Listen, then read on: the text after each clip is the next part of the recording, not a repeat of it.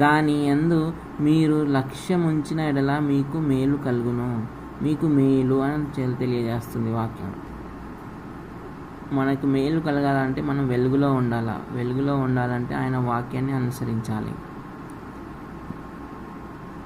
తిమోతికి రాసిన పత్రిక 4:18 కూడా చూడండి. ప్రభువు ప్రతి దుష్కార్యము నుండి నన్ను తప్పించి తన పరలోక రాజ్యమునకు చేరునట్లు నన్ను రక్షించును. మనల్ని రక్షించేవాడు ఆయనే కాబట్టి యుగయుగములకు ఆయనకు మహిమ కలుగును గాక. సమస్త మహిమ ఘనత ప్రభావాలు ఆయనకి. ఎందుకంటే ఆయనే మనల్ని ప్రాణాలతో నిలబెట్టి ఉన్నాడు కాబట్టి, మనల్ని విడిపించాడు కాబట్టి, ప్రాణాపాయ స్థితిల నుండి కూడా మనల్ని మన ప్రాణాలని కాపాడి ఆయన సజీవ రెక్కలుగా మనల్ని నించోబెట్టాడు కాబట్టి ఆయనకే యుగయుగములకు మహిమ కలుగును గాక. ఆమేన్. అతని శ్రమలన్నిటిలో నుండి అతన్ని రక్షించాను. మనల్ని రక్షించేవాడు ఆయనే.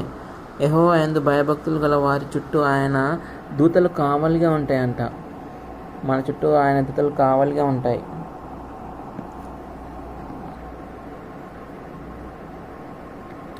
ఆయన యందు భయభక్తులు ఉంచువానికి ఏమీ కొదువలేదు. ఏది కూడా దేవుడు తక్కువ చేయడంట ఆయన యందు భయభక్తులు కలిగి ఉంటే. సింహము పిల్లలైనను ఆకలి కొనను, కానీ యెహోవాను ఆశ్రయించే వారికి ఏ మేలు కొదువై ఉండదు. ఆయన ఏ మేలు కూడా చేయకుండా మౌనంగా ఉండలేడు. మేలు నొందుచు అనేక దినములు బ్రతుకుగోరు వాడెవడైనా ఉన్నాడా అని దేవుడు అడుగుతున్నాడు. భయభక్తులు నీకు నేర్పేదని అంటున్నాడు. చెడ్డ మాటలు పలకకుండా నీ నాలుకను, కపటమైన మాటలు పలకకుండా నీ పెదవులను కాచుకొనుము. మన పెదవులను కాచుకున్నట్లయితే కీడు చేయుట మాని మేలు చేయము. సమాధానం వెదికి దాని వెంటాడము. అతని దృష్టి నీతిమంతుల మీద నున్నది. నిజమే, ఆయన దృష్టి నీతిమంతుల మీద ఉన్నది. ఆయన నీతిమంతుల మొర ఆలకించువాడు, వారిని విడిపించువాడు, వారి శ్రమలన్నిటిలో నుండి కూడా వారిని విడిపించువాడు, అలాగే నలిగిన మనసు గల వారిని రక్షించువాడు.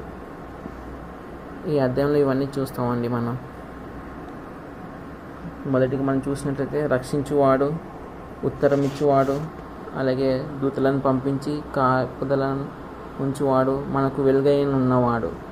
ఈ అధ్యాయంలో 34వ అధ్యాయంలో మనం చూస్తాం. ఆకలి కొననీయడు,